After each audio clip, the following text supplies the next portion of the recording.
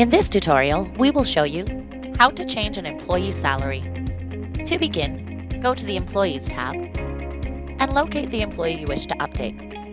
Click on the arrow to the right and then click on Edit. Alternatively, you can click on View, scroll to the bottom, and then click Edit.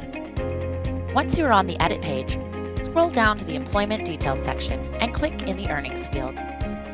Here, you can update the amount as well as the frequency.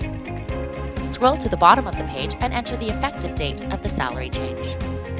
Confirm the employee is eligible and click Save. A banner will appear across the top of the screen indicating the employee has been updated successfully. That completes the How to Change an Employee's Salary Nomad tutorial. Thanks for watching.